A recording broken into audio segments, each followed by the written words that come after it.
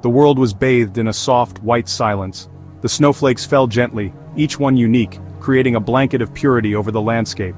Snow fell softly, blanketing the small village in a pristine layer. The rooftops, trees, and streets were all covered in a thick, white quilt, transforming the village into a winter wonderland. Everything seemed peaceful. The only sounds were the occasional chirps of birds and the distant laughter of children. Joe loved days like this. He loved the crisp winter air, the way the snow crunched under his boots. Each step he took left a perfect imprint in the fresh snow, a testament to his journey. He loved the feeling of the cold wind on his face. It was invigorating, a reminder of the season's harsh beauty.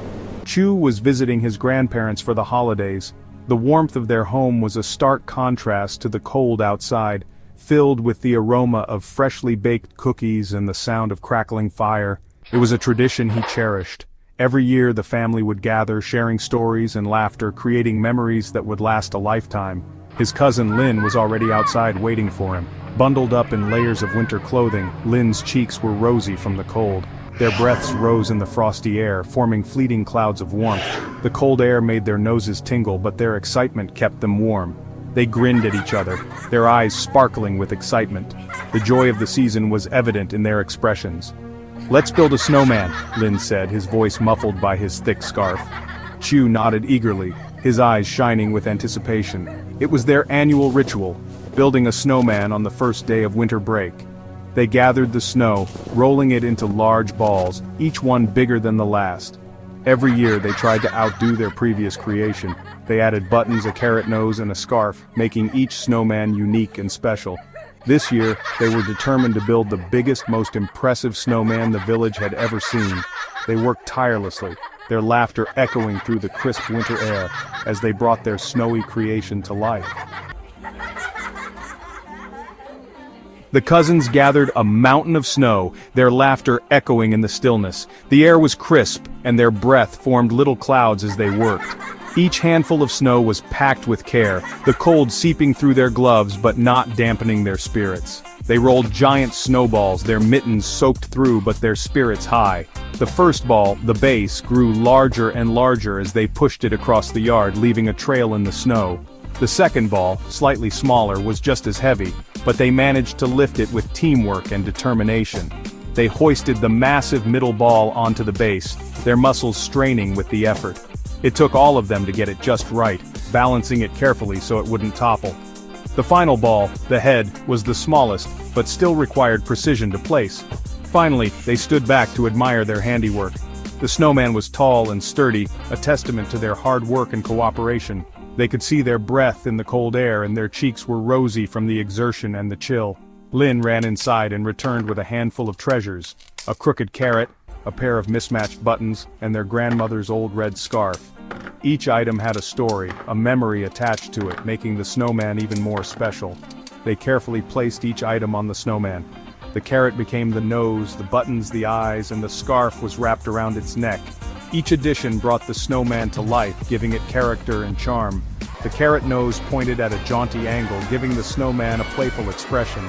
It was slightly crooked, but that only added to its charm. The buttons formed mismatched eyes, one larger than the other, creating a whimsical look. They seemed to twinkle in the winter sunlight.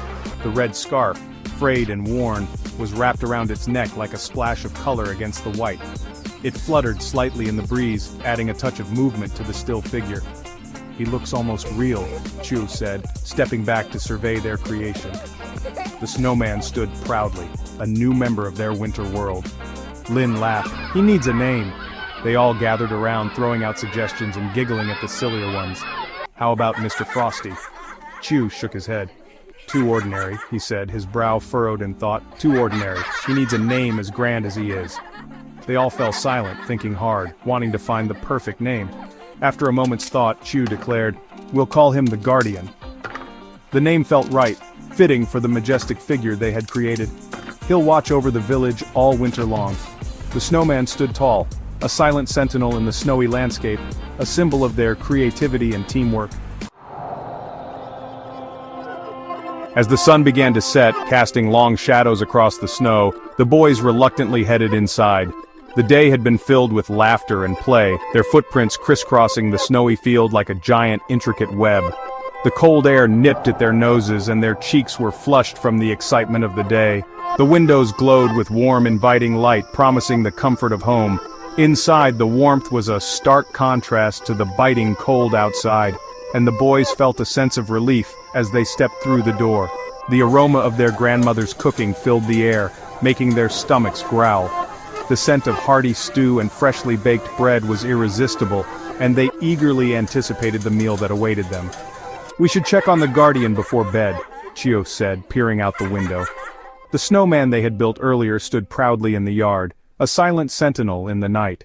The village was cloaked in darkness, the only light coming from the moon and the twinkling stars above. The serene beauty of the night was almost magical, casting a spell of tranquility over the landscape. The guardian stood out against the white landscape, its silhouette stark in the moonlight. It seemed almost alive, a mysterious figure watching over the village. But something seemed different. The snowman appeared larger, more imposing than they remembered. "Did we make him that big?" Lin asked, a hint of uncertainty in his voice.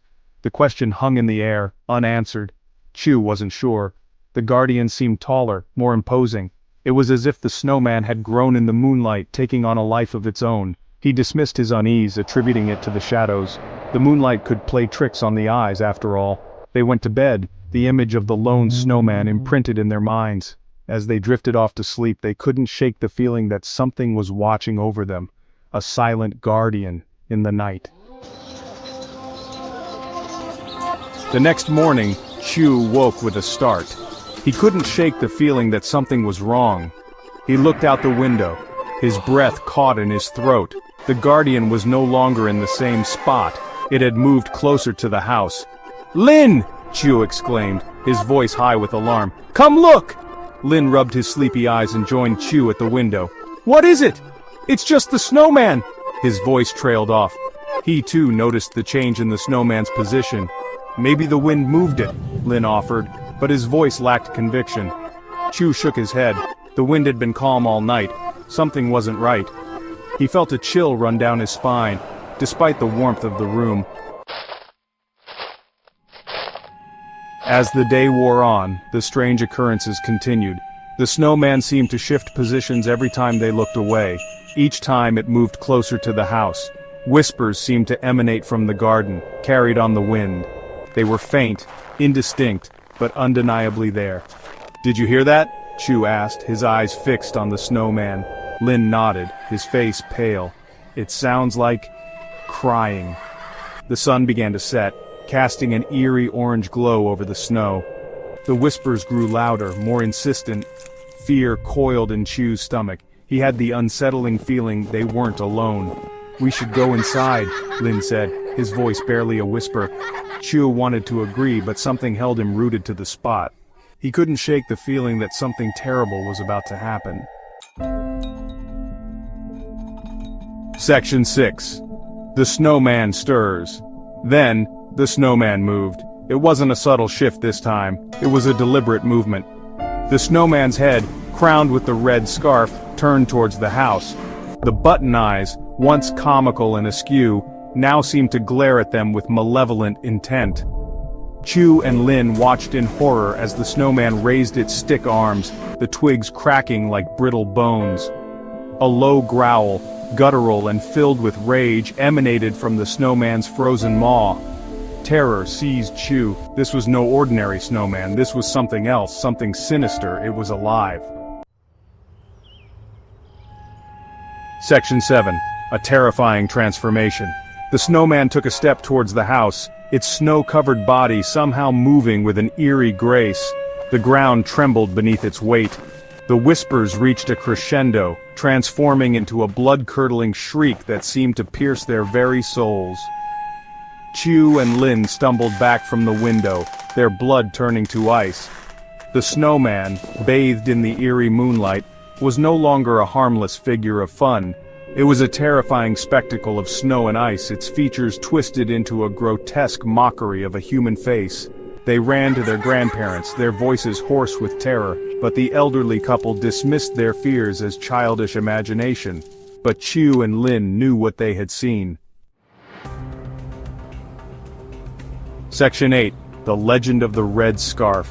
That night, huddled under their blankets, Lynn whispered a chilling legend their grandmother used to tell them. A story about a woman who had been murdered in the village centuries ago. She had been wearing a red scarf. They say her restless spirit wanders the village seeking revenge, Lynn whispered, his voice trembling. And she can possess inanimate objects, bringing them to life with her rage. Chu's blood ran cold. The red scarf, the snowman's eerie movements. It all made sense now.